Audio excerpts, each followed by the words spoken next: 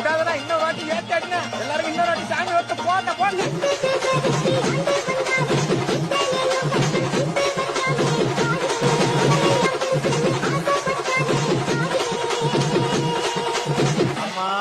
இவங்கிட்ட